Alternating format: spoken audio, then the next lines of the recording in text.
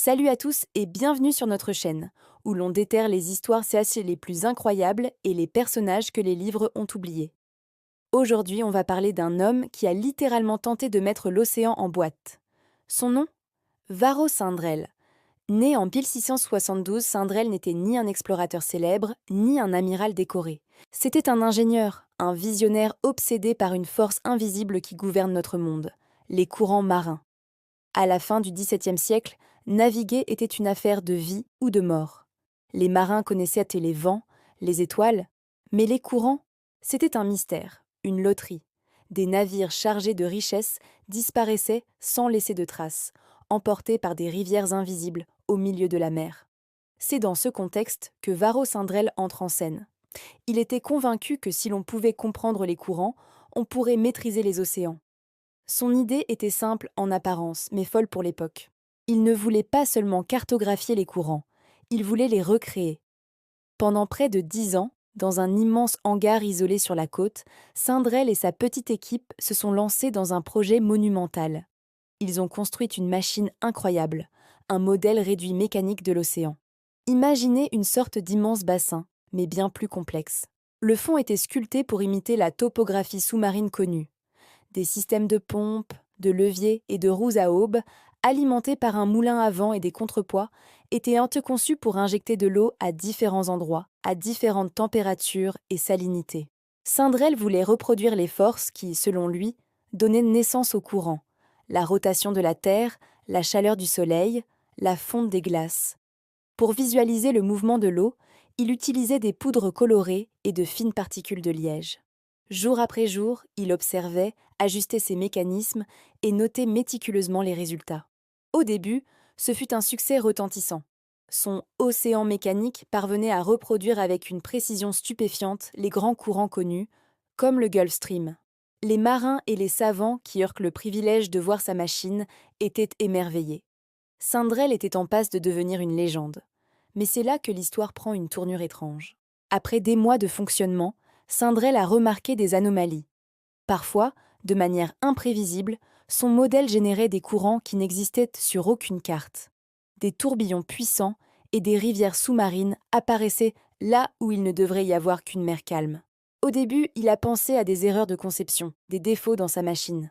Il a passé des années à la démonter, la remonter, la perfectionner. Mais les courants fantômes revenaient de toujours. Intrigué, Sindrel a commencé à les cartographier.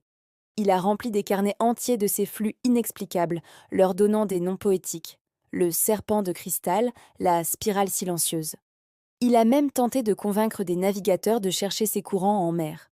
Mais comment justifier une expédition basée sur les caprices d'une machine? On le prit pour un excentrique, puis pour un fou. Ses mécènes se sont retirés, son équipe l'a quitté. Isolé et ruiné, Sindrel a continué à travailler seul, obsédé par ces courants fantômes. Il était persuadé que sa machine ne se trompait pas. Il pensait qu'elle révélait une vérité cachée de l'océan, des schémas trop complexes ou trop profonds pour être observés à l'époque. Il est mort en 1710 dans la pauvreté et l'anonymat, laissant derrière lui son incroyable océan mécanique et des dizaines de carnets remplis de cartes incompréhensibles.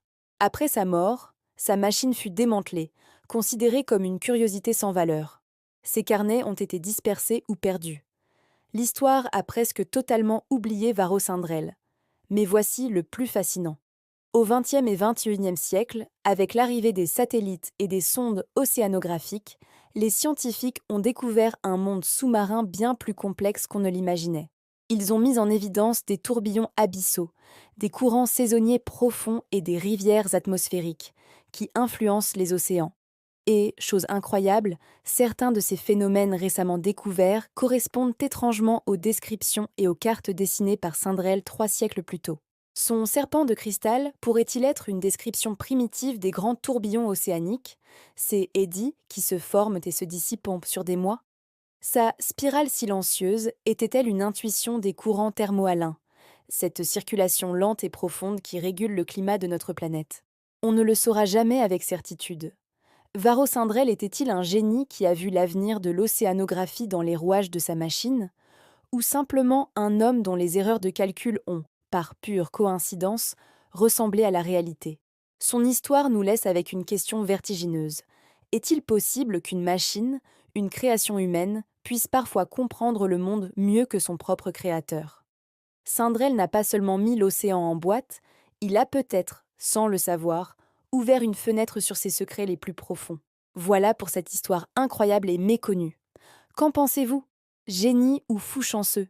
Dites-le moi dans les commentaires. Si vous avez aimé ce voyage dans le temps, n'oubliez pas de liker la vidéo, de vous abonner à la chaîne et d'activer la cloche pour ne manquer aucune de nos prochaines explorations.